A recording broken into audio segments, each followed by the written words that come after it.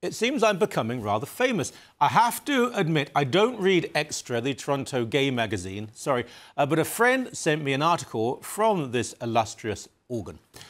Quote in the article, that the CBSC, the Canadian Broadcast Standards Council, received a complaint following an October 2011 broadcast of the Dean Blundell Show on Toronto's Age 102.1 FM.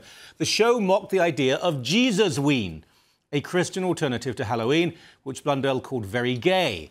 The show then used an extended riff to mock Jesus' freakos, including a bit that played on the suffix ween and suggested Jesus and the 12 apostles were gay, complete with gay voices and gay stereotypes.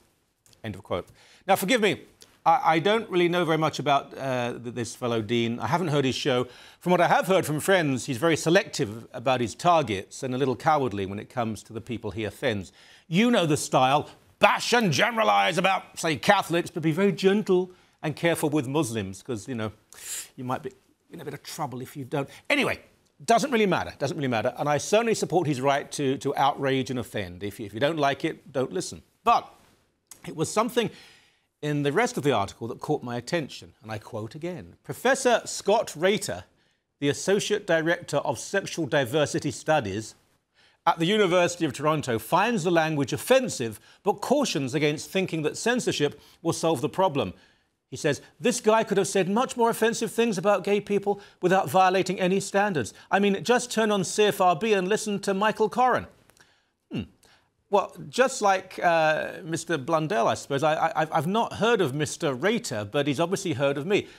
I have to say, also, I had no idea that in these times of economic hardship, we finance an Associate Director of Sexual Diversity Studies, or a Director of Sexual Diversity Studies, or for that matter, a Department of Sexual Diversity Studies. I did some research on this guy. He obtained his PhD with his thesis, He Who Laughs Last, Comic Representations of AIDS. Sounds compelling. He teaches a course called Queerly Canadian, again, essential for any young Canadian, and clearly, if not queerly, your tax dollars well spent. But I'd like to ask this fellow to support, justify, explain his characterization of me, little me. First, I'm on 1010 radio. It hasn't been called CFRB in quite a long while.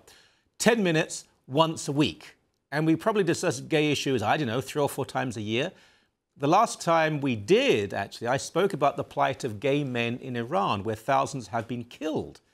In fact, I think I've championed gay people in the Middle East and opposed their persecution, perhaps more than any mainstream journalist, gay or straight, in Canada. I've called numerous times for equality under the law, protection from discrimination in employment, housing, inheritance, and so on. I would never have behaved as the radio jock, this guy we mentioned earlier, who was the subject of the complaint. I wouldn't have made silly voices and depicted gay people as caricatures. Not what I do. But I do, and here we go, proclaim marriage to be the union of one man and one woman.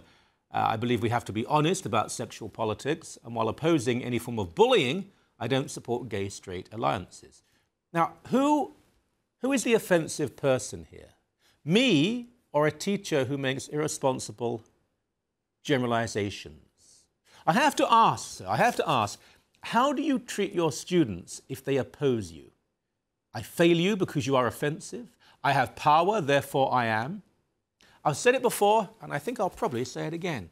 Stop the bullying now.